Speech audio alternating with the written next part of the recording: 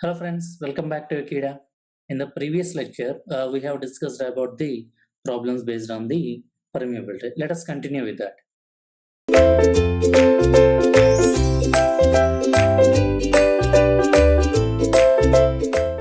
A open-ended steel barrel of 1 meter height and 1 meter diameter is filled with saturated fine sand having coefficient of permeability 10 power minus 2 meters per second. The barrel stands on a saturated bed of gravel.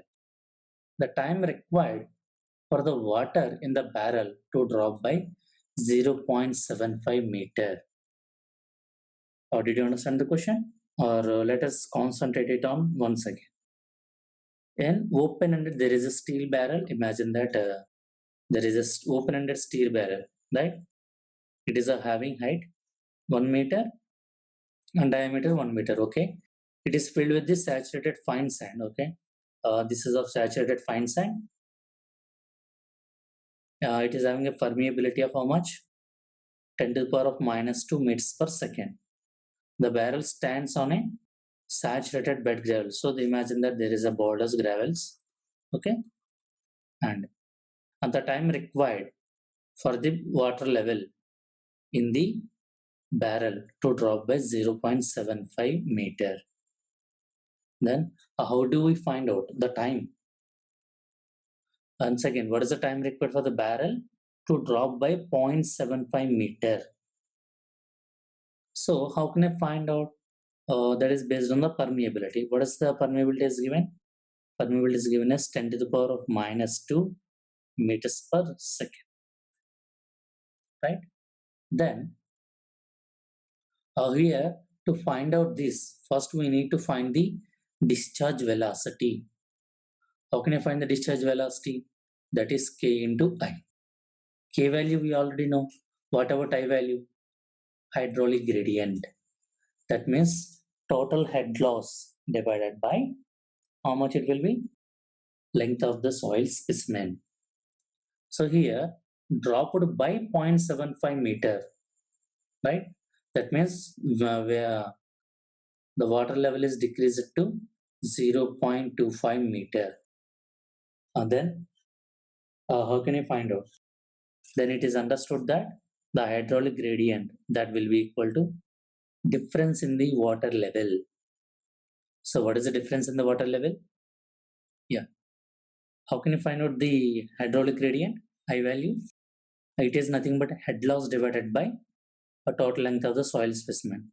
Here the question is, did they mention that whether it is a constant head or permeability head? Did they mention anything about it? No. Let us assume that it is a constant head test. So if the water is keep on decreasing, water level if it is keep on decreasing, then your head also is changing from time to time. Then, so imagine that your I is not given, as hydraulic gradient is not given, let us consider it as equal to 1. Then what about your velocity? Is nothing but a permeability that will be equal to 10 to the power of minus 2 meter. So if this is the velocity, how much distance it has to travel? It has to travel by, it is a meters per second. It has to travel by a distance of 0.75 meter. Then what about the time?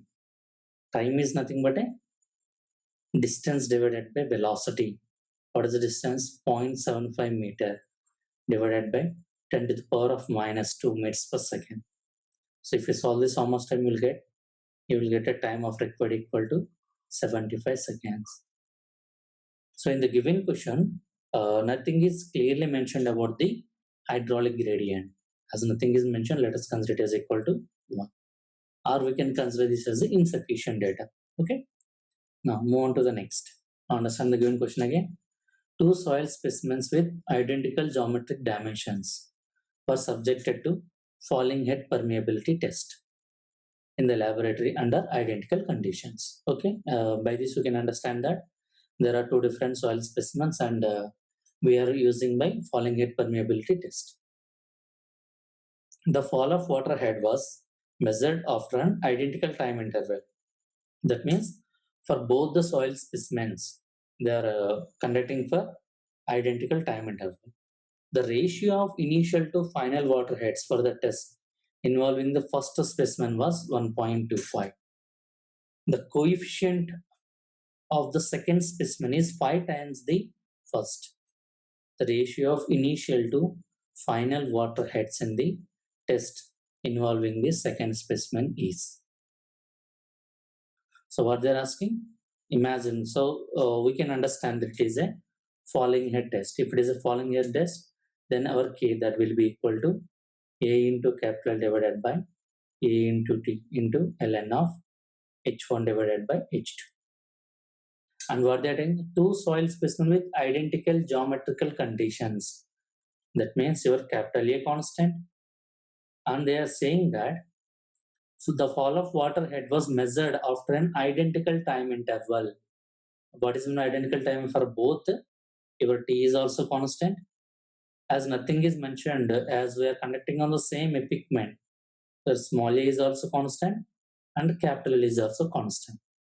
So we can say that our K is directly proportional to ln of H1 divided by H2. And what they are given? The ratio of initial to final water heads. That means initial to final. If initial is H1, the final is H2. What is H1 by H2 for the first specimen? They are given it as 1.25 for the first specimen.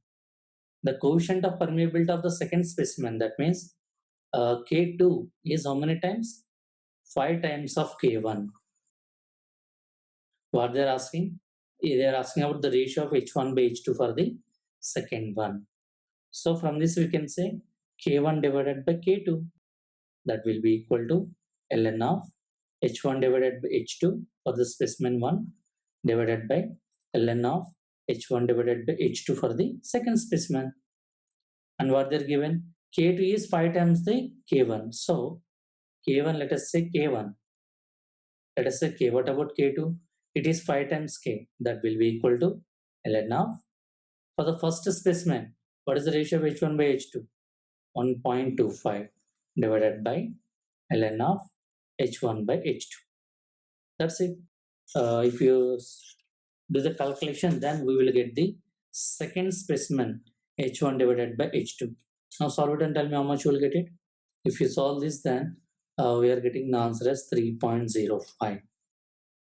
So option A is the correct one. In the next lecture, we'll solve some more problems based on the same permeability concept. Thank you.